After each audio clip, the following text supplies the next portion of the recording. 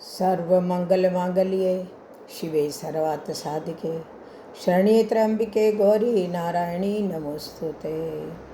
बोलो संतोषी माता की जय हो, माँ अम्बे जगदम्बे की जय हो। आज एकादशी है, श्रावण मास के शुक्ल पक्ष की एकादशी है, तो एकादशी माता की जय हो।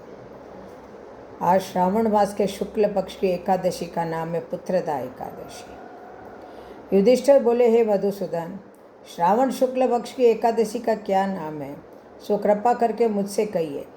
श्री कृष्ण बोले, हे राजन, प्राचीन समय में द्वापर युग के प्रारंभ में माहिष्मतीपुरी में महोजित नाम का राजा राज्य करता था।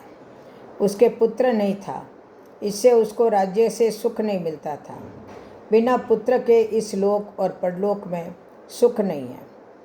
पुत्र की प्राप्ति के लिए उपाय करते हुए उस राजा को बहुत समय बीत गया, परंतु पुत्र उत्पन्न नहीं हुआ। अपनी वृद्ध अवस्था देखकर राजा को बहुत चिंता हुई। सभा में बैठकर प्रजा से बोला, हे मनुष्यों, इस जन्म में मैंने कोई पाप नहीं किया। मैं सदैव धर्म के मार्ग में तत्पर रहा हूँ। मेरे पुत्र क्यों नहीं हुआ, इसका विचार करो। ब्राह्मण और प्रजा इस बात को सुनकर आपस में विचार करके सघन वन में गए। वहाँ घोर तप करते हुए चैतन्य आनंदमय आरोग्य आहार रहित मन को वश में करने वाले क्रोध रहित धर्म तत्व के सब शास्त्रों में चतुर लोमश ऋषि को देखा। उनको देखकर सब प्रसन्न हुए और यथा योग्य नमस्कार किया। वे नम्रता पूर्वक आपस में कहने लगे कि हमारे भाग्य से मुनीश्वर मिले हैं। उनको नम्र देखकर मुनीश्वर बोले, तुम किस लिए आए हो, इसका कारण कहो, मैं अवश्य तुम्हारा हित करूँगा। हम सरीखे मनुष्यों का जन्म परोपकार करने के लिए ही है, इसमें संशय नहीं है। मनुष्य बोले, हम अपने आने का कारण कहते हैं, आप सुनिए। हम संदेह निवारण करने को आपके पास आए हैं।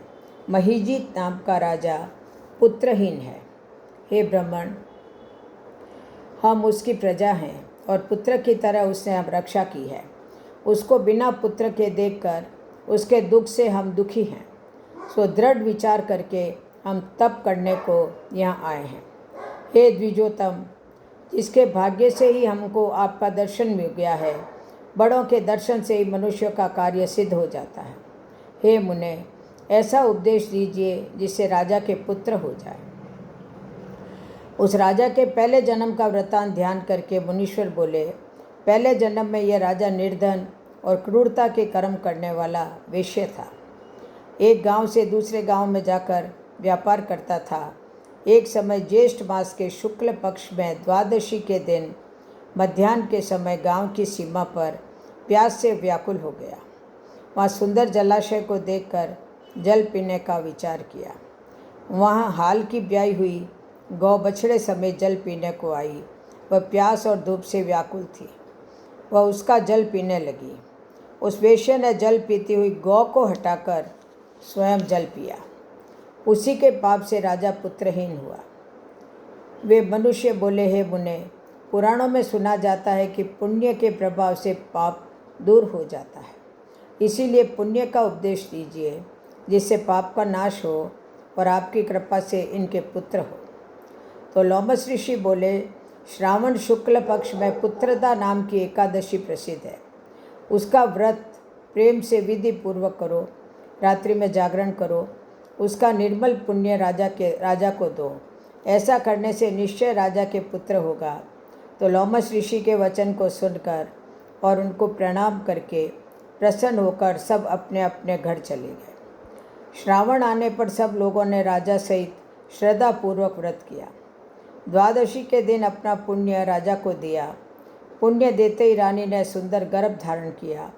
प्रसव का समय आने पर सुंदर पुत्र उत्पन्न किया। हे नृपश्रेष्ठ, इस प्रकार यह पुत्रदा नाम की एकादशी प्रसिद्ध है। इस लोक और परलोक का सुख चाहने वालों को इसका व्रत करना चाहिए।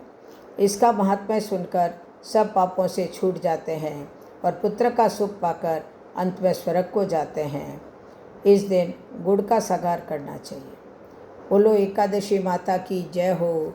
जय जय श्री राधे, जय जय श्री कृष्ण।